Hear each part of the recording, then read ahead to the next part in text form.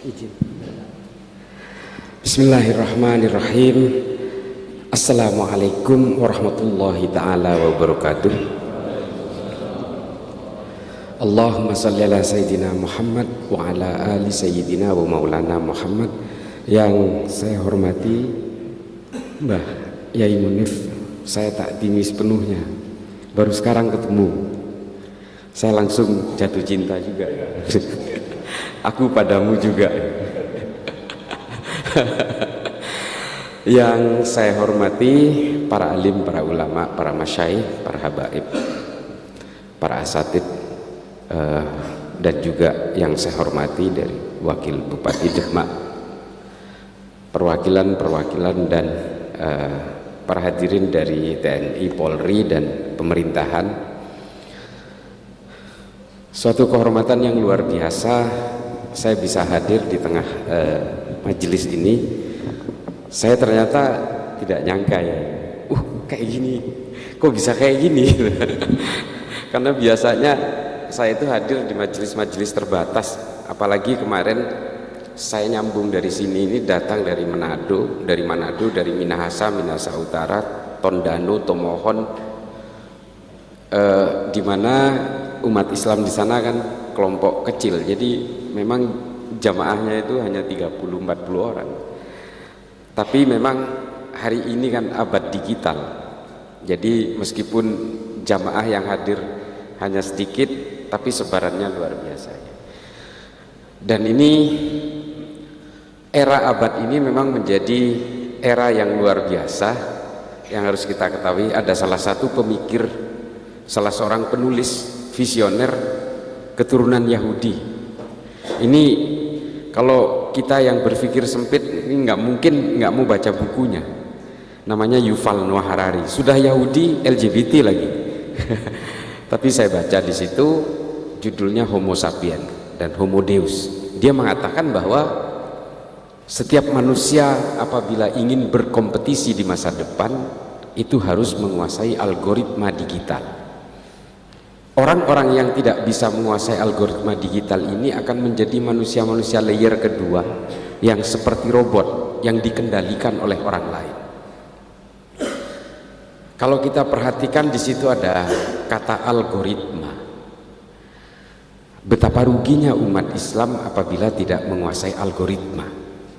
Karena secara dari semantik, dari secara bahasa, algoritma ini diambil dari nama seorang pemikir Islam yang luar biasa bernama Al-Khawarizmi. Lalu kemudian dikenal dengan istilah algoritm, diambil dari nama Al-Khawarizmi, lalu kemudian dibahasa Indonesiakan dengan algoritma. Ini berasal dari kata Al-Khawarizmi, pemikir Islam, ilmuwan Islam, seorang polimath. Polimath itu artinya bisa apa saja. Beliau ini juga seorang ahli matematika yang menyempurnakan dan menemukan angka 0 dalam matematika. Penemu angka 0 ini orang India, tapi tidak bisa dimaksimalkan. Lalu Al-Khawarizmi memaksimalkan ini menjadi angka yang melekat terhadap angka 1 sampai 9. Lalu kita mengenal angka 10, 20, 1000, 2000, 1 juta, 2 juta, 2 miliar dan seterusnya. Dan kita kemudian mengenal minus 1, minus 2 karena penghubung dari angka plus dan negatif itu adalah angka 0 yang disempurnakan oleh Al-Khawarizmi. Dan apa yang terjadi hari ini, bahkan Al-Khawarizmi dikafirkan karena dia orang Parsi. Ini oleh beberapa kelompok firqah dalam Islam yang justru diharamkan. Ilmu-ilmu ini kemudian termasuk Al-Khawarizmi dikafirkan karena bukan orang Sunni katanya. Kita kemudian berada dalam suatu peradaban baru hari ini yang kita lupa bahwa Islam ini pernah jaya sejaya-jayanya ketika berkenalan dengan ilmu pengetahuan. Bapak Ibu sekalian yang saya muliakan dan insya Allah juga dimuliakan Allah. Ini ilmu pengetahuan ini kemudian lalai kita menjaganya, dan kemudian kita terpengaruh oleh satu pemikiran-pemikiran baru yang menggiring kita ke arah mimpi-mimpi politik. Dari mana ini kok bisa orang Islam ini kemudian lupa terhadap tradisi-tradisi lama tentang diskursus keilmuan yang melahirkan Al-Kindi, Al-Biruni, Al-Khawarizmi, Ibnu Sina, Imam Ghazali, Ibnu Rushd, yang pernah mengilhami orang-orang Eropa dan seluruh peradaban di dunia untuk menciptakan berbagai ilmu lanjutan berikutnya. Ini semua diawali dari para pemikir Islam awal. Meskipun memang terilhami dan terinspirasi dari pemikiran Yunani sebelumnya, tapi ini tidak bisa kita pungkiri, karena peradaban manusia awal sebelum Islam itu ada, itu adalah peradaban orang-orang Yunani. Ketika Athena menjadi epicentrum sebuah pusat kegiatan peradaban manusia pada zamannya, yang kemudian ketika umat Islam berhasil menguasai ilmu pengetahuan, epicentrum peradaban manusia pindah ke Baghdad. Dan di sana muncul suatu lembaga keilmuan yang bernama Baitul Hikmah. Dari Baitul Hikmah itulah kemudian melahirkan banyak ilmu pengetahuan seperti yang kita kenal hari ini. Mulai dari ilmu pengetahuan yang percaya adanya Tuhan sampai yang tidak percaya adanya Tuhan. Ini munculnya dari keilmuan-keilmuan pemikiran bangsa Arab. Jadi kalau kita kenal hari ini ilmu pendekatan teori-teori ontologi maupun teori deontologi tentang pendekatan ketuhanan yang kemudian melahirkan ilmu yang tidak percaya kepada Tuhan, ini berasal dari Arab yang kemudian dikembangkan oleh Feuerbach, Ernest Bloch, termasuk Marx dan sebagainya di Eropa. Ini dilahirkan oleh pemikiran-pemikiran Abul A'la Al-Ma'arri, dilahirkan oleh Ibnu Al-Mukaffa, dilahirkan pemikiran-pemikiran Abu Bakar Razi. Ini orang-orang yang meragukan adanya Tuhan. Artinya begini, ilmu yang sifatnya bermanfaat bagi manusia, yang betul-betul berbasis ketuhanan, sampai ilmu yang murtad sekalipun, itu sebenarnya pernah kita lahirkan. Karena berawal dari tradisi-tradisi, diskusi dan diskursus keilmuan yang luar biasa di dalam Islam. Lalu ada sebuah buku yang menceritakan ini. Ditulis oleh seorang Kristen Maronit dari Libanon, namanya Philip Hurri Hitti. Judulnya adalah The Story of the Arabs, sejarah bangsa Arab. Dia menceritakan bahwa dulu bangsa Eropa itu pernah menyusupkan 25 orang ke dalam Islam. Mereka dimasukkan ke Islam melalui jalur perkawinan atau dengan berpura-pura menjadi mu'allaf. Tujuannya apa? Untuk mengetahui kelemahan Islam. Untuk Islam ini di mana sih kelemahannya? Supaya apa? Karena negara-negara yang menjadi target jajahan itu adalah kebetulan hampir semuanya populasinya Muslim, termasuk Snuk-Horgronya yang kita kenal di Aceh. Kemudian mereka berusaha mencari titik lemahnya. Titik lemahnya ternyata di mana? Titik lemahnya ada di dalam kepentingan ambisi politik. Kalau umat Islam ini diperkenalkan dengan ilmu pengetahuan seperti pada eranya, pada masa kejayaannya, umat Islam ini pasti akan menguasai seluruh isi bumi ini, mulai dari geopolitik, geoekonomi dan sebagainya, pasti akan dikuasai. Kalau ingin meremahkan umat Islam, berikan dia mimpi-mimpi politik, lalu kemudianlah lahir gerakan-gerakan politik dengan berepicentrum di Timur Tengah. Keluar mimpi-mimpi pan-Arabisme, keluar mimpi-mimpi pan-Islamisme yang kemudian melahirkan Hizbut Tahrir, Ikhwanul Muslimin, yang kemudian betul-betul menjebak kita ke dalam tengah pertempuran kebencian satu sama lain. 25 orang yang mengkonversi agamanya ini ke dalam Islam pura-pura. Saya katakan pura-pura karena Philip Hurikiti juga menggunakan kata-kata tanda kutip, quote unquote, pura-pura menjadi Islam hanya ingin mengetahui lemahnya orang Islam. Karena apa? Ternyata mereka mempelajari sejarah juga, bahwa umat Islam pernah berperang sesama umat Islam karena persoalan politik. Umat Islam membunuh umat Islam yang lain karena persoalan-persoalan politik. Ini dipelajari betul oleh mereka. Dan mungkin kalau kita yang baca Tarikh At-Tabari, Imam Suyuti, Tarikhul Khulafa, Ibnu Mas'udi, Ibnu Athir, Ibnu Kathir, dan banyak kitab tarikh selalu menceritakan tentang kemelut-kemelut awal di dalam perpolitikan di Madinah after the Prophet era, setelah pasca kenabian. Kisah awal dari konflik politik di Madinah itu terjadi ketika Nabi Muhammad wafat. Jenazahnya belum dimakamkan, baru wafat 3 hari 3 malam. Ini diceritakan dalam Tarikh At-Tabari. Dikatakan jenazahnya Kanjeng Nabi ini belum dimakamkan, ada 2 sahabat sudah mau tempur, sudah mengeluarkan pedang, sudah menghunuskan pedang, yaitu Sayyidina Umar dan Sa'ad bin Ubadah. Ini adalah perpecahan politik paling awal pasca kenabian. Dan kaum Muhajirin serta kaum Ansor yang solidnya luar biasa pada zaman Nabi, pada akhirnya terpaksa berhadapan. Yang satu berada di pihak Sa'ad bin Ubadah, yang satu berada di pihaknya Sayyidina Umar. Lalu kemudian Sayyidina Abu Bakar yang sedang merawat jenazahnya Nabi dipanggil, Abu Bakar, kamu lihat itu, Umar dan Sa'ad sudah mau berantem habis-habisan. Kaum Muhajirin pecah dengan kaum Ansor. Ini kamu harus hentikan, kalau tidak Madinah ini akan selesai di sini. Lalu kemudian Sayyidina Abu Bakar datang mendamaikan mereka, lalu kemudian berkeputusan awal di Madinah bahwa ini harus diputuskan secara aklamasi, kita ambil jalan tengah, middle pathway istilahnya kalau di dalam buku-buku sejarah orientalis. Diambil jalan tengah, diputuskan Sayyidina Abu Bakar menjadi penggantinya Nabi. Hanya karena satu clue saja, satu tanda-tanda saja bahwa Nabi pernah mengendorse, mewakilkan menjadi imam masjid kepada Sayyidina Abu Bakar ketika Nabi sedang sakit. Hanya ini tanda-tandanya. Tidak ada tanda-tanda bahwa Nabi mewariskan suksesi penggantinya siapa, apalagi soal sistem politik. Nah, sejarah-sejarah seperti ini yang kemudian dipelajari oleh orang-orang ini supaya orang Islam ini terpecah belah. Artinya Islam ini akan terpecah belah karena persoalan-persoalan politik. Dan kita kemudian tahu, ini saya diserang habis-habisan karena mengungkapkan sejarah ini. Sayyidina Utsman juga dibunuh oleh sesama orang Islam.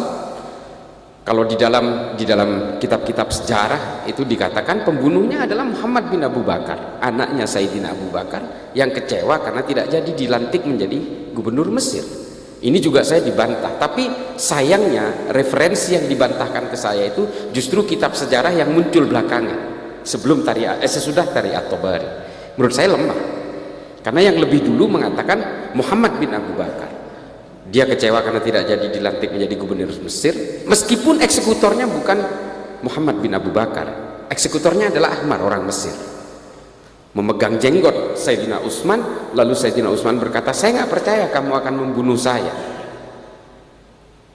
anak sahabat terbaik saya akan membunuh sahabat dari bapaknya sendiri, saya nggak percaya. Tapi kemudian dilepas jenggotnya, ini menurut Tarikhul Khulafa Imam Suyuti, dilepas jenggotnya, lalu kemudian berbisik kepada Ammar, kamu selesaikan dia. Lalu ditikam Sayyidina Utsman, bersimbah darah beserta Al-Quran yang sedang dibaca. Sebrutal itu, brutal. Pembunuhan itu sungguh brutal sekali. Sesama orang Islam, Sayyidina Utsman dipersekusi, dikepung 30 hari 30 malam, bahkan Sayyidina Ali tidak sanggup menyelamatkan. Sayyidina Ali hanya bisa menyelamatkan Sayyidina Utsman yang berusaha dibiarkan kehausan, tidak disuplai air. Sayyidina Ali berhasil menyelundupkan 2 gentong air ke dalam rumahnya. Lalu kemudian memerintahkan Sayyidina Hasan dan Sayyidina Ali untuk menjaga pintu depannya, tapi Ammar dan Muhammad bin Abu Bakar nyelonong lewat pintu belakang. Lalu kejadian yang saya ceritakan tadi terjadi. Gara-gara apa ini semua? Seorang Sayyidina Utsman yang sangat suci, dikenal sangat suci karena berhasil membuat kodifikasi Al-Quran seperti 30 juz yang kita kenal hari ini. Kurang apa coba? Tapi dibunuh. Karena apa? Persoalan politik. Setelah itu terjadi pembunuhan berikutnya. Sayyidina Ali dibunuh oleh siapa? Abdurrahman bin Muljam At-Tamimi. Ini bukan orang sembarangan. Dulu dia adalah pasukannya Sayyidina Ali dalam perang melawan Muawiyah bin Abu Sufyan. Dia kecewa karena Sayyidina Ali menerima arbitrase damai ketika pasukan Muawiyah terdesak. Lalu sebagian orang ini menjadi desersi dari tentaranya Ali. Lalu dia memilih menjadi satu kelompok sendiri yang kemudian kita kenal sebagai Khawarij. Salah satu dari Khawarij ini adalah jagoannya, premannya bernama Abdurrahman bin Muljam. Dia hafidz Quran 30 juz. Semua kitab sejarah mengatakan itu. Puasa Senin Kemisnya tidak pernah lowong. Tidak pernah lowong. Sholat sunnahnya pun tidak pernah lowong. Tapi kemudian dia memenggal leher Sayyidina Ali di Masjid Jami di Kufah di Irak ketika Sayyidina Ali menjadi imam sholat subuh. Pada rakaat pertama sujud pertama Allahu Akbar, dipenggal leher Sayyidina Ali, meneriakkan takbir. Sampai kemudian dalam Tarihul Hulafa diterangkan, sampai dibakar hidup-hidup dia tetap tidak mau mengaku salah. Karena persoalan apa? Politik semua. Lalu kemudian kita dihiasi dengan perang-perang sesama orang Islam, perang Jamal, perang Siffin, perang Hurrah, perang Zab. Ini perang sesama orang Islam, jumlah korbannya ribuan. Bahkan dalam perang Hurrah yang dilakukan oleh Yazid bin Muawiyah bin Abu Sufyan, itu bahkan kurang lebih sekitar puluhan sahabat Nabi terbunuh di dalam perang itu. Ini adalah orang-orang yang tidak setuju dengan kepemimpinan Yazid, karena Yazid ini melanggar perjanjian. Karena orang-orang Madinah pada saat itu tidak mau Bani Umayyah ini dinasti, harus berbasis aklamasi. Lalu kemudian perempuan-perempuan yang tidak punya suami diperkosa, melahirkan 1000 lebih anak haram. Ini diterangkan dalam kitab-kitab tarikh. Saya nggak takut untuk dibantah karena saya punya referensi. Dan ini terjadi semua apa? Brutalitas ini terjadi karena apa? Kok tega gitu dalam satu keimanan? Waktu itu belum ada cabang-cabang, masih satu saja, masih betul-betul berbasis Al-Quran dan Sunnah. Karena persoalan-persoalan politik, semuanya persoalan politik. Lalu kemudian pembunuhan-pembunuhan berikutnya terjadi. Sayyidina Hasan, Sayyidina Husain, Ibrahim, Muhammad, cicitnya Sayyidina Ali, semua dibunuh dengan secara brutal. Dan bahkan peperangan demi peperangan terjadi di Bani Umayyah, Bani Abbasiyah, sampai ke Kekaisaran Utsmani. Karena apa? Karena ambisi-ambisi politik semua. Ini kemudian dipelajari. Oh, kalau orang Islam ini ingin dipecah belah dan gampang dihasut, udah kasih aja mimpi-mimpi politik. Dan itu hari ini kita alami. Hari ini kita alami. Bagaimana caranya? Indonesia ini adalah negara yang nggak masuk akal. Nggak masuk akal negara kita ini. The impossible state, kalau di buku-buku dibilang. Nggak masuk akal. 17.000 pulau bisa jadi satu negara, coba. Kalau Indonesia ini ada di Arab, mungkin sudah jadi 10 negara atau 15 negara. Coba bayangin itu Arab. Satu agama, satu bahasa, satu suku. Jadi negara perintil-perintil. Bahrain, Oman, Qatar. Ini kan negara kecil-kecil. Karena mereka gagal move on dari masa lalunya. Dia tidak bisa melupakan mantan rupanya. Nah, ini yang dialami oleh mereka. Konflik-konflik tribalisme masa lalu tidak bisa menyelamatkan satu entitas mereka untuk tetap menjadi solid, padahal satu rumpun. Bahasanya sama, paling dialeknya beda. Kalau orang yang bagian selatan ngomong kahwah, di sebelah utara seperti di Mesir ngomongnya gawah. Hanya dialeknya saja, bahasanya sama. Nah, kita 17.000 pulau, ratusan suku, ratusan bahasa, puluhan agama beserta firqoh-firqoh dan sekte-sektenya. Coba bayangin, bisa menjadi satu entitas negara. Dan alhamdulillahnya mayoritas pemeluknya adalah agama Islam. Tapi ya ini innalillahnya itu adalah kemudian kita menjadi sasaran amuk dari pertarungan-pertarungan politik global. Kita berusaha dipecah belah kita supaya bisa menjadi seperti negara-negara Balkan. Makanya upaya-upaya hari ini yang dihasutkan ke kita hari ini adalah upaya balkanisasi Indonesia.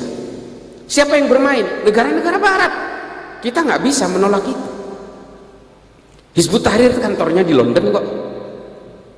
Ahmadiyah kantornya di London. Syiah kantornya di London. Mau apa? Difasilitasi oleh mereka. Tapi ini semua kita tidak bisa menyalahkan negara-negara barat. Yang harus kita salahkan adalah kita. Mengapa kita mau diadu domba?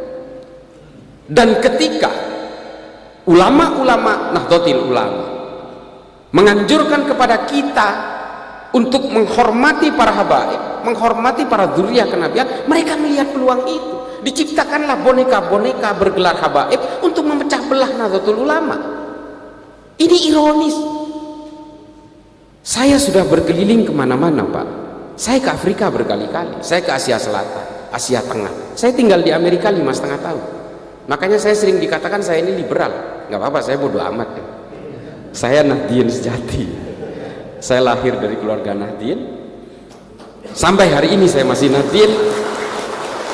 Jadi sampai kadang-kadang kalau saya betul-betul diadili, kamu liberal, saya sampai sumpah wallahi wan nabi saya nahdien.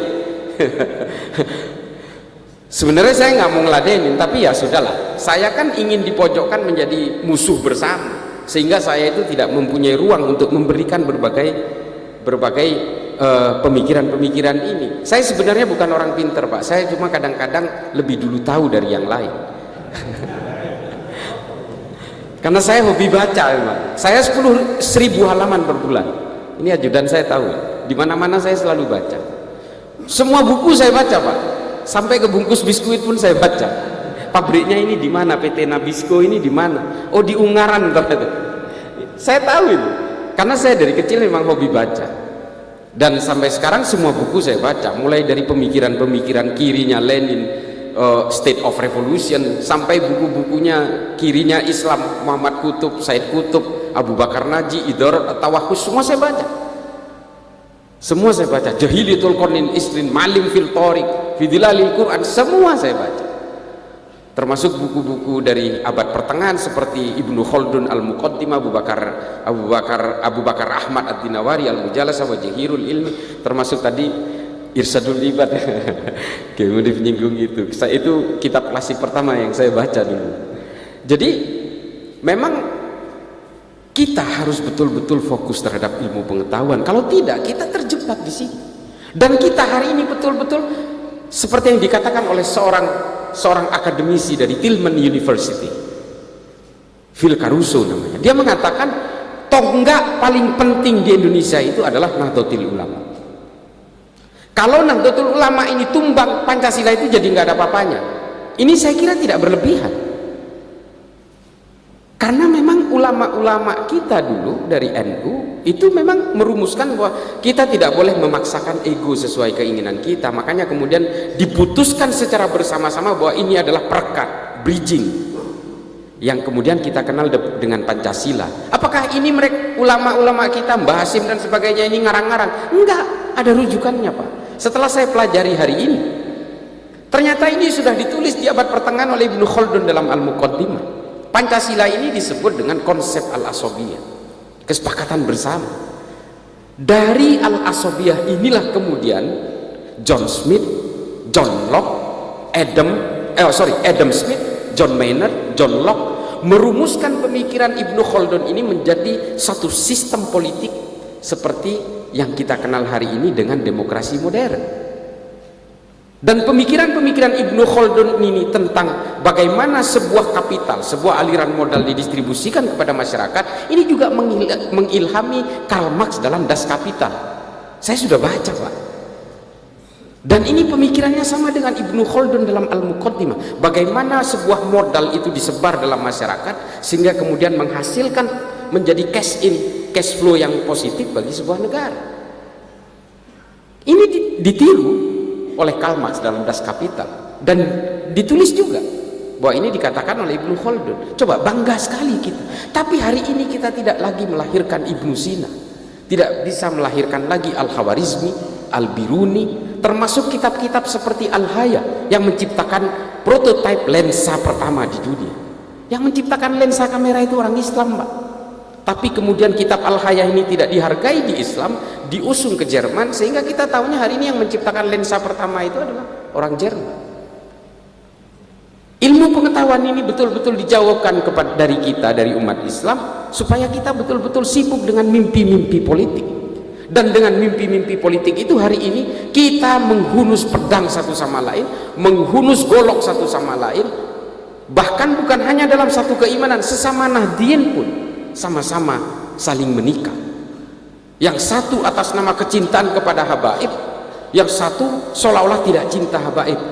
Bos, kalau kita ini berbicara tentang kecintaan kepada dzurriyyah Nabi, jangan kalahin NU. Justru ulama-ulama NU yang ngajarin orang Indonesia untuk mencintai para habaib. Kalau kita ke negara lain, saya sudah keliling ke Timur Tengah, ke Asia Tengah, mereka tidak menghormati seperti kita menghormati para habaib. Yang menghormati para habaib sejadi-jadinya, semaksimal-maksimalnya itu hanya di Indonesia. Dan ini karena ajaran para ulama terdahulu, dan kita takdim terhadap sanad-sanad keilmuan beliau-beliau ini. dan kita betul-betul menghormati. Tapi hari ini kemudian sebagian habaib ini justru menyerang NU, mencaci maki NU. Ulama-ulama NU juga dicaci maki kok. Ini kan ironis karena kepentingan-kepentingan politik barat untuk memecah belah kita. Karena kata Phil Caruso, kalau ingin menguasai Indonesia, kalau ingin betul-betul bisa ingin menguasai dan menghomogenkan seluruh Indonesia, ya memang harus menumbangkan NU. Kenapa kata Phil Caruso? Karena NU ini tidak punya riwayat menganjurkan kebencian satu sama lain. Ini Phil Caruso yang bilang, bukan saya. Saya hanya menyampaikan aja. Bapak Ibu sekalian kan mungkin nggak tahu karena nggak baca. Dan apa kata Phil Caruso? Nahdlatul Ulama tidak pernah punya riwayat memberontak terhadap negaranya sendiri. Bahkan di zaman Soeharto, tepuk tangan untuk Nahdlatul Ulama. Bahkan di zaman Pak Harto, justru NU betul-betul dipersekusi. Gus Dur menjadi ketua PBNU selalu dicurigai hingga kemudian dibuatkan tandingan di Muktamar Cipasung di Tasikmalaya.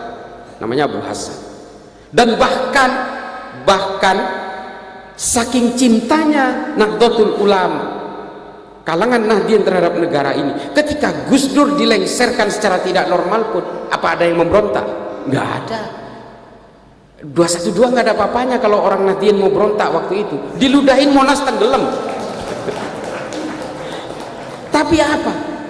Sikap-sikap cinta negara dari kalangan Nahdien pada waktu itu dan diredam oleh Gus Dur. Sudah, jangan mikirin saya, kalian harus lebih memikirkan bangsa ini.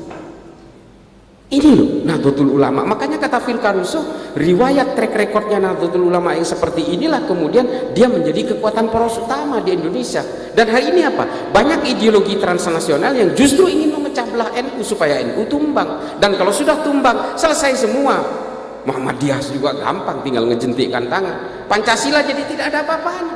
Dia hanya sekedar filosofi Gronslah saja. Ini loh. Dan NU betul, ini kampung saya Pak di Madura hari ini. Waduh, yang namanya kelompok-kelompok ini luar biasa ini. Pesantren-pesantren NU, bahkan rumahnya Pak Mahfud loh dipersekusi oleh orang-orang Nahdien. Dan yang mempersekusi itu ada yang pakai baju Banser juga, coba bayangin. Gimana itu? Nah, kita semua sudah terpecah belah karena persoalan-persoalan ini, karena pragmatisme politik.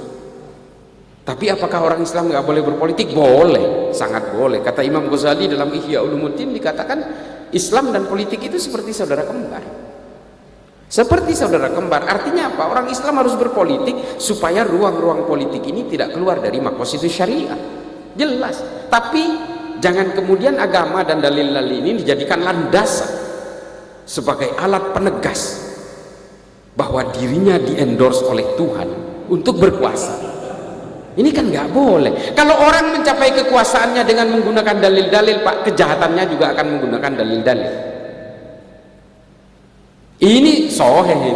Bagaimana yang dilakukan oleh Muawiyah, Yazid bin Muawiyah dan sebagainya, dan beberapa pemimpin khalifah dalam Islam yang otoritarian, totalitarian. Ini semua juga menggunakan pembenaran-pembenaran agama. Khalifah-khalifah pada zaman Mu'tazilah itu membantai banyak sekali para ulama yang tidak sepakat dengan pemikiran kaum Mu'tazilah pada zamannya, dan pembantaian ribuan ulama mulai dari Cordoba, Toledo, Granada, Semenanjung Iberia sampai ke pinggiran kota Tulus. Itu ratusan ribu yang dibantai oleh para pemimpin Islam sendiri.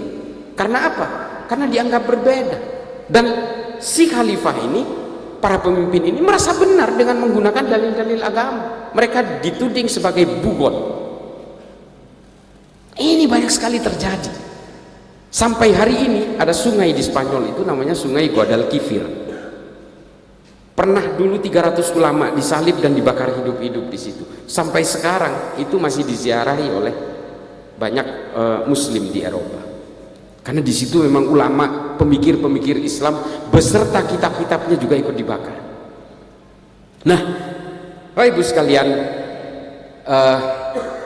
kalau kita berbicara tentang politik hari ini, semua menyasar Indonesia, karena Indonesia ini menurut beberapa indeks dan statistik, kalau melihat dari natural resource dan juga human resources, itu dikatakan bahwa dalam beberapa puluh tahun ke depan Indonesia itu akan menjadi top ranking nomor 5 di dunia.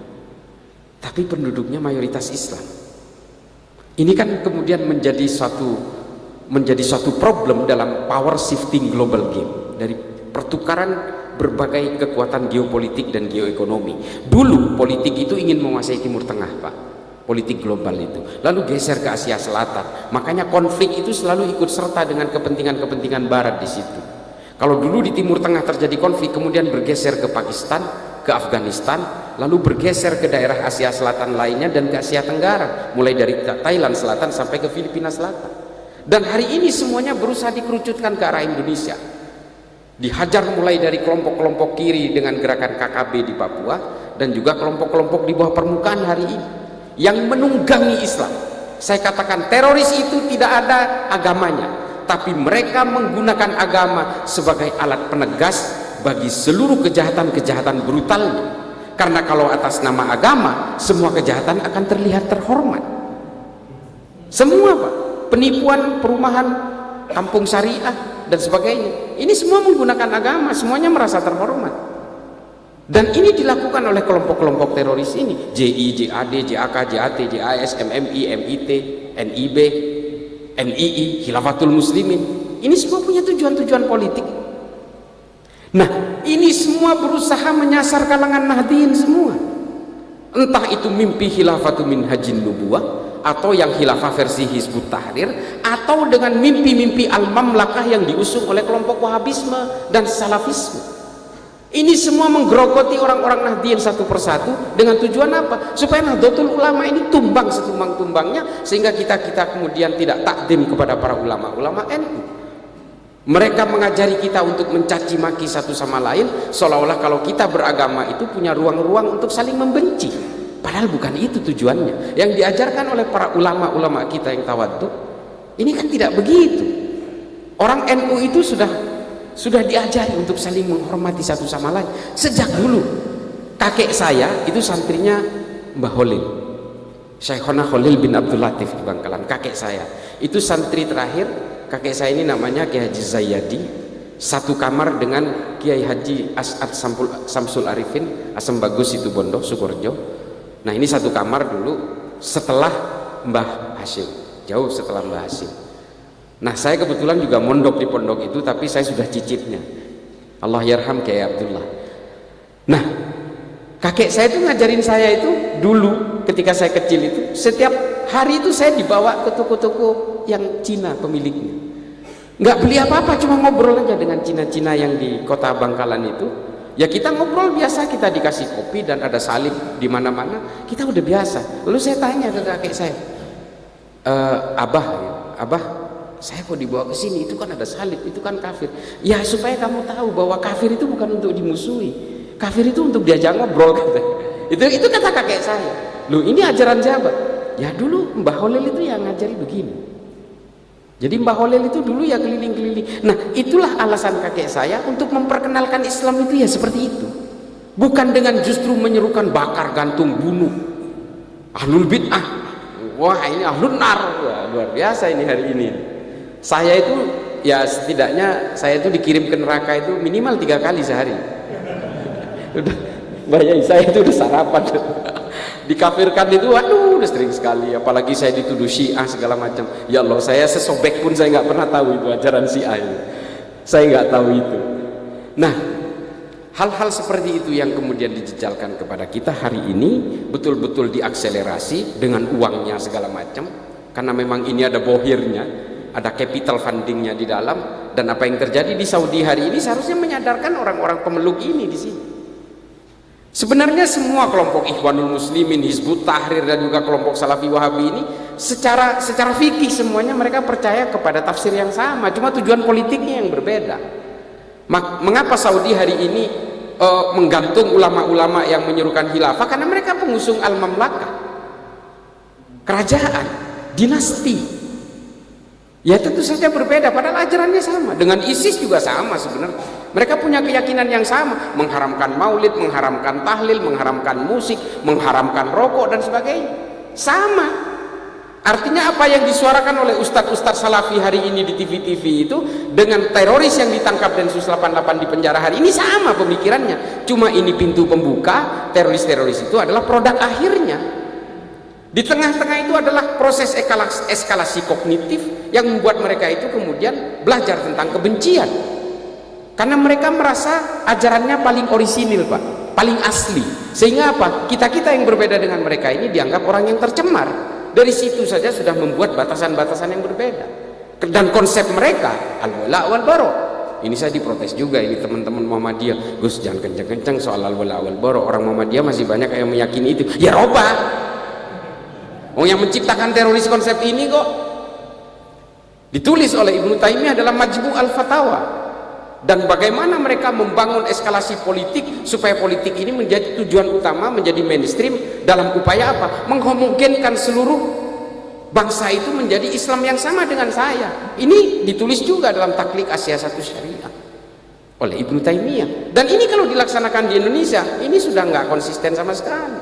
Apalagi al-wala wal bara. Orang yang dianggap berbeda meskipun dalam orientasi politik pun itu harus dianggap musuh meskipun satu keimanan. Dan ini dialami oleh Somalia, Pak, Bapak Ibu sekalian. Saya sampai hari ini masih dianggap sebagai advisor dari pemerintahan Somalia. Somalia ini bingung. Agamanya satu negara ini Islam semua. Satu negara ini pahamnya sama. Iya, pahamnya sama, Salafi Wahabi. Ulamanya sama, lulusan Mekah Madinah semua. Fundingnya kalau nggak Saudi, Qatar. Pemodalnya sama semua, paham tafsirnya sama, mereka sepakat tidak, mereka mengharamkan ucapan Natal, melarang pembangunan gereja, wah boro-boro gereja, bahkan masjid yang berbeda paham dengan mereka pun itu dilarang. Rokok apalagi, musik apalagi, oh jauh-jauh. Tapi perangnya nggak berhenti sampai sekarang. Setengah dikuasai the government of Somalia, yang setengahnya lagi dikuasai oleh kelompok teror paling brutal di Afrika hari ini, namanya Al-Shabaab. Nanti saya cerita soal Al-Shabaab ini. Ini TNI dan Polri jangan tenang-tenang, habis ini saya sindir. Kalau cerita soal Al-Shabaab ini saya jadi ingat TNI Polri kita. Nah, ini terjadi kenapa? Karena al-wala wal bara. Ini diakui oleh Menteri Agama Somalia. Kalau berbeda orientasi politik meskipun tafsirnya sama, agamanya sama, madhabnya sama, manhajnya sama, ijtihadnya sama, tapi kalau berbeda orientasi politik tetap dianggap lawan. Makanya mereka perang satu sama lain sampai hari ini. Saya bilang ke pemerintah Somalia, kalau kamu ingin selesai negara kamu, dua syaratnya: bikin Nahdlatul Ulama, dua bikin Pancasila. Mereka bilang nggak sanggup. Ya mereka bilang, how? Dia bilang, you are too late. Saya bilang, Anda terlambat. Indonesian people made it already 75 years. Jadi Indonesia sudah bikin ini 75 tahun. Kalian kalau bikin hari ini terlambat. Kalian harus berhadapan dulu, perang dulu sama PKI. Nah, ini hal-hal seperti ini yang kemudian harus kita ketahui bahwa sebuah peradaban dalam satu bangsa ini harus dibangun dengan kesepakatan bersama. Dan kita harus menyadari, terutama dari kalangan Nahdien hari ini, kita harus menyadari kita menjadi sasaran tembak. Kita menjadi sasaran tembak. Sekali lagi, kita menjadi sasaran tembak dari berbagai pergerakan intelijen di seluruh dunia, operasi-operasi intelijen di seluruh dunia. Hari ini memang ingin menyasar Nahdlatul Ulama. Kalau NU ini tumbang, semuanya akan tumbang, dan kita betul-betul menjadi negara seperti Balkan, seperti Yugoslavia, yang sudah berabad-abad menjadi satu entitas negara yang kemudian dipecah dengan politisasi identitas dan politisasi agama. Orang Serbia membantai orang Muslim di Bosnia Herzegovina, di Sarajevo. Ini mungkin bapak-bapak TNI sudah pernah ke sana. Ini politisasi identitas, sehingga akhirnya mereka terpecah belah. Serbia jadi negara sendiri, Slavia sendiri, Bosnia Herzegovina sendiri, karena persoalan-persoalan identitas. Ini jadi penyakit di antara kita hari ini. Jangan tenang-tenang dulu TNI Polri, ini saya udah jadi ingat ini. Jadi mengapa kelompok-kelompok ideologi transnasional ini bisa masuk ke setiap negara dan bisa memporak-porandakan setiap negara? Saya sudah ke Somalia, saya sudah ke Nigeria, saya sudah ke Republik Afrika Tengah, saya sudah ke Sudan, saya sudah ke Swaziland, menyusur pantai timur Afrika, pantai barat Afrika Tengah saya susur. Penyakitnya satu, kelompok teror ini. Mereka menginfiltrasi tentara dan polisi lebih dulu. Termasuk Al-Shabaab. 32 orang kelompok kajian bernama Al-Ittihad Al-Islamiyah. Pemimpinnya namanya Kolonel Muhammad Hasan. 32 orang terpapar dengan ajaran Wahabi ini, lalu kemudian dia membesar. Dia merekrut penjahat-penjahat jalanan dan bajak laut, lalu mereka menjarah semua senjata di tangsi-tangsi dan barak mereka, lalu mereka membentuk satu kesatuan yang bernama Al-Shabaab. Ini sohe Pak, saya pertanggungjawabkan, saya sudah ke Mogadishu. Boko Haram sama prakteknya. Di Sudan kelompok Hasan Turabi sama, nyusupnya ke TNI Polri. Di Republik Afrika Tengah itu ada di Bangui itu ada kelompok namanya Seleka, musuhnya namanya Anti Balaka, kelompok ekstremis Kristen. Sama, mereka nyusup juga dari polisi dan tentara. Sehingga yang perang itu sebenarnya bukan masyarakat, yang perang itu tentara dan polisi melawan tentara dan polisi. Di Sudan juga terjadi seperti itu. Dan kemudian di Suriah yang kemudian berkonflik hingga hari ini. Itu berawal dari 600 tentara dan polisi yang terpapar oleh ajaran ini, kemudian mereka membentuk satu kesatuan namanya Free Syrian Army. Dan mereka berkolaborasi dengan firqahnya Al-Qaeda di Suriah bernama Jabhatun Nusra. Dan mereka kemudian bergabung dengan kelompok teror lama yang bernama Liwa'ut Tauhid dan memporak-porandakan Suriah hingga hari ini. Semua ulama dibantai. Syekh Muhammad Ramadan Al-Buthi, Syekh Adnan Al-Afyuni, ini orang-orang ulama kelas dunia dibunuh oleh kelompok ini. Dan di Indonesia hari ini Polri 23.000 yang terpapar, TNI 9.700 yang terpapar, dan semuanya bersenjata, semuanya bertanggung jawab untuk pertahanan negara, yang satu lagi bertanggung jawab untuk keamanan negara. Selesai Pak. Laskar At-Taibah di Pakistan berhasil menyusup lama lewat Presiden Ziaul Haq, kemudian diakselerasi oleh Pervez Musharraf menjadi kekuatan-kekuatan politik. Apa yang terjadi di sana? Semua tentara dan polisinya dikuasai oleh kelompok ini, namanya Laskar At-Taibah. Demikian juga dengan kelompok-kelompok lain. Wahai ibu sekalian yang saya muliakan, ini bukan hanya terjadi di Islam. Kekuatan-kekuatan politik memporak-porandakan semua agama-agama. Orang Kristen terlibat perang 30 tahun di Eropa, membunuh 8 juta lebih orang Eropa, lalu kemudian membelah Kristen menjadi Katolik dan Protestan. Kelompok-kelompok Bharatiya Janata garis keras membelah Hindu, yang satu berubah menjadi Hindutva, yang satu menjadi Shiv Sena, dan mereka berperang sesama Hindu karena persoalan apa? Persoalan politik. Kelompok Asin Wiratu menunggangi Buddha untuk mempersekusi orang-orang Rohingya. Karena apa? Politik. Dan kita hari ini oleh yang namanya 3 huruf ini, betul-betul Nahdien, kalangan Nahdien dipecah belah oleh kelompok ini. Kelompok 3 huruf lah. Ya, maaf, kita boleh berbeda pandangan, tapi ini biang perpecahan di dalam Nahdien. Karena sama Pak, mereka maulidan juga. Tapi yang satu kan yang satu membela baliho sampai keluari senjata tajam, yang satu kan enggak. Kalau dengan persoalan politik Pak, dendam dan marahnya awet. Sunni dan Syiah 1500 tahun sampai hari ini. Cebong kampret 2014 sampai sekarang. Kadrun Basar RP sampai sekarang. Prabowo sama Sandiaga Uno udah jadi menteri kok. Tapi di bawah ini masih bertarung habis-habisan. Kenapa? Karena kita memang diajak untuk berpecah belah satu sama lain, dan kita nggak pernah menyadari itu. Bapak Ibu sekalian,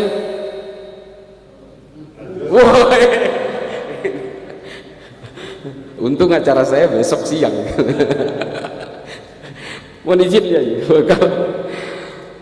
Jadi memang mohon maaf Bapak Ibu sekalian, kalau kita baca tentang buku-buku terutama yang ditulis, saya terus terang kalau membaca literatur tentang Islam itu saya membaca yang ditulis oleh orang Kristen atau orang-orang non-Islam.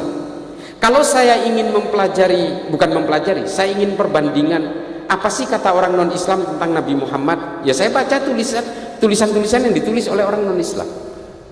William Montgomery Watt judulnya Muhammad, ada Maxim Robinson tentang Muhammad. Ini kemudian kita jadi tahu apa sih Islam menurut otak mereka. Dan kemudian kita membaca tentang Said tulisan Simon Sebag Montefiore misalnya yang mengetengahkan tentang sejarah-sejarah Islam, dan saya kemudian jadi tahu bahwa konflik Palestina dan Israel ini bukan konflik agama, ini adalah konflik politik sebenarnya, dan juga perang salib. Saya selalu mengatakan, ini mohon maaf, kita bisa berbeda pandangan, perang salib itu bukan perang agama, itu perangnya orang Eropa dan orang Arab aja. Cuma orang Eropa membawa atribut keagamaan, orang Arab membawa atribut keagamaan, sehingga kesannya ini perang agama. Mengapa saya menolak ini perang agama? Karena setelah perang itu terjadi dan orang Eropa menang melawan orang Arab tetap memeluk Islam, tidak dikristenkan, tidak. Makanya ini bukan perang agama, ini perang politik. Beda dengan kekuasaan Bani Umayyah di Eropa, di Andalusia, mulai dari masuk di semenanjung Iberia dan menaklukkan pinggiran kota Toulouse di Perancis, membunuh 20 juta lebih orang Eropa. Dan akhirnya apa? Kalau keimanan ini dibawakan dengan berbagai gerakan-gerakan politik, ketika politiknya tumbang, keimanannya juga tumbang. Ketika kekuasaan politik Islam itu tumbang di Granada, keimanan juga tumbang. Ditulis oleh Henry Kane dalam Al-Mansur, dikatakan orang Islam kemudian dibaptis paksa sambil menangis dengan tasbih-tasbihnya. Saya nangis baca buku ini, Pak. Dan orang Islam yang memeluk Al-Quran, dirampas Al-Qurannya lalu dibakar paksa di Plaza de Granada. Ini tulisan di dalam buku. Dan semua pemikir-pemikir Islam karya tulisnya semua dibakar, kurang lebih sekitar 370.000 jilid buku dibakar oleh orang Kristen di Eropa. Ini loh, akhirnya apa? Ketika keimanan itu ikut serta bersama gerakan-gerakan politik, yang terjadi adalah dendam-dendam politik. Ketika kekuasaan politik Islam tumbang, tumbang juga keimanan, tidak menyisakan satu geletik pun orang Islam di Eropa. Kalau lihat di Spanyol dan di Italia, Pak, itu gereja-gereja itu sebenarnya bekas masjid. Menara-menara yang hari ini dipasang bel itu dulu tempat adzan itu. Hanya itu yang disisakan, orang Islamnya nggak ada. Kalau ada orang Islam di Eropa hari ini, itu imigran atau pengungsi dari Arab. Nah, ini juga pernah dilakukan oleh Kekaisaran Utsmani ketika menaklukkan Armenia. Armenia ditaklukkan, 100% orang Armenia masuk Islam. Setelah Kekaisaran Utsmani tumbang, orang Armenia balik lagi 100% jadi orang Kristen. Ini kalau agama disebarkan dengan gerakan-gerakan politik. Makanya salah kalau kita kemudian ingin menjayakan Islam, ingin mengislamkan orang seluruh Indonesia dengan gerakan-gerakan politik. Politik ini seperti kata Imam Ghazali, kata Ihya tadi, yang ditulis di Ihya Ulumuddin itu. Ya, politik ini harus, orang Islam harus, karena bagaimanapun politik ini kan representasi, perwakilan-perwakilan untuk mengawal supaya ruang-ruang politik kita tidak keluar dari maqasidus syariah. Jelas. Tapi kalau hanya ingin menghomogenkan orang seluruh Indonesia, apalagi seluruh dunia, ya ini namanya juga menentang Allah. Karena Allah membuat perbedaan di antara kita semua ini. Allah ingin menunjukkan, ini loh betapa kuasanya saya. Saya buat kalian berbeda-beda, dan kalian itu hanya terima saja dengan perbedaan itu dengan lita'aruf, berinteraksi, saling mengenal satu sama lain dengan segala perbedaan. Allah itu maha kaya, Allah itu maha kuasa dengan membuat perbedaan-perbedaan di antara kita. Ada orang kembar identik, kupingnya sama, rambutnya sama, sampai bajunya pun dibuat sama, identik. Tapi Allah di situ menunjukkan kekuasaannya. Sidik jarinya beda, bos. Allah itu betul-betul maha kuasa dengan membuat segala perbedaan. Ini manusia kucluk-kucluk datang, apalagi mu'allaf ya. Islamnya baru masuk Islam umur 40, tiba-tiba ingin mengislamkan seluruh Indonesia ini supaya sama dengan dia. Islam yang beda dengan saya, kafir, ahlul bid'ah dan sebagainya. Ini kan anomali. Makanya mungkin yang paling terakhir, Bapak Ibu sekalian, mohon maaf ini saya agak berapi-api ini, sampai saya suladap ini di hadapan Mbak Yai. Saya tadi, saya harus seperti apa? Saya biasanya kan berapi-api ya, tapi harus begini, Mbak. Tapi ya begitu, Pak. Sama saya. Sebenarnya saya sama Habib Rizik ini nggak ada bedanya. Kalau lagi nggak ada mic saya kayaknya nunggu gitu. Tapi setelah ada mic keluar gilanya saya. Tapi insya Allah kita, apa yang ingin saya sampaikan ini adalah bahwa kita harus memahami bahwa politik ini bukan tujuan bagi kalangan Nahdien. Politik ini bukan tujuan. Tujuan kita adalah supaya kita betul-betul mengusung agama yang bisa menjadi rahmat bagi seluruh alam semesta. Dengan cara apa? Bawakan Islam ini dengan bangunan konstruksi kemanusiaan dan juga bangunan konstruksi kedamaian. Karena itu tujuan agama. Agama ini sungguh mustahil diciptakan oleh Allah hanya untuk saling membinasakan satu sama lain. Jangan pikir Allah itu adalah suatu zat yang brutal. Tidak. Dan jangan juga dengan beragama kita seolah-olah harus membunuh orang lain yang berbeda. Manusia akan mati dengan nasibnya sendiri-sendiri, nggak usah dibunuh kita kok. Nggak usah. Dan kita semua ini, apapun agamanya, apapun sukunya, semua diciptakan oleh Tuhan yang sama. Kan kita percaya Qul huwallahu ahad kan. Orang Kristen, orang Papua, orang Amerika Selatan, mau orang suku Yucatan, Inka, Azteka, orang Arab, orang Afrika, semua diciptakan oleh Tuhan yang sama. Masa kita harus saling berperang, saling membinasakan? Sudahlah. Kita menganggap Islam paling benar, oh that's fine, harus. Saya juga begitu. Tapi kan kita tidak harus menganggap keyakinan orang lain pasti salah. Untuk mengatakan bahwa istri saya cantik, ya oke aja, ini istri saya sendiri kok. Tapi jangan kemudian menganggap istri orang lain itu jelek. Oh, ngamuk suaminya. Gitu loh. Ini analogi-analogi dasar yang harus kita bawakan dari kalangan Nahdien semua, bahwa kita semua ini memang diberi amanah oleh para ulama terdahulu, bahwa kita harus membawakan Ahlus Sunnah wal Jamaah sebagai usungan kita, sebagai koridor kita, supaya Islam ini tetap dalam kesejukan, dalam kemanusiaan dan kedamaian. Kita tidak boleh mencaci maki dan juga membenci orang lain yang berbeda dengan kita. Kalau tidak, kita kan tidak ada bedanya dengan mereka. Kita tetap harus menghargai perbedaan, karena perbedaan ini adalah sunnatullah. Ini adalah semua kekuasaan Allah. Kita semua ini, kata Habib Ali Al-Jufri dalam Al-Insaniyah Qabla Tadayyun, kita harus mengenal kemanusiaan lebih dulu sebelum mengenal agama, supaya kita ini nggak menjadi Tuhan-Tuhan kerdil gitu. Kita kan hari ini kalau lihat kelompok-kelompok hijrah ini, setelah merasa tobat kan sibuk menghitung dosa orang lain. Saya sudah bertobat. Saya dulu pemain musik. Karena musik yang saya percaya ini adalah haram, maka teman-teman saya ini akan masuk neraka karena masih bermain musik. Kan begitu artis-artis itu sekarang. Kita harus kembali kepada Al-Quran dan Sunnah. Lah yang pernah pergi siapa? Nah, ini adalah hal-hal yang harus kita pahami, bahwa dengan beragama kita mengusung amanah dari para ulama, yang betul-betul bersanad hingga kepada Rasulullah. Jangan kemudian kita menghegemoni untuk menghomogenisasi. Karena kita semua ini diciptakan berbeda-beda, bukan dalam ruang hampa. Ini semua kita diciptakan oleh Allah supaya kita betul-betul mengenal manusia lainnya. Khairun nas anfa'uhum linnas. Nabi menggunakan kata annas di situ. Bukan mukminin, bukan muslimin, bukan. Nabi menggunakan istilah manusia secara universal. Manusia yang baik adalah manusia yang berguna bagi manusia lain. That's it, simple. Nah, oleh karena itu Bapak Ibu sekalian, saya mohon maaf apabila ada kesalahan dalam kata-kata saya, atau ada kata-kata yang memang tidak sesuai dengan literatur yang Bapak baca. Tapi saya punya literatur sendiri, masih ada sombongnya lah dikit.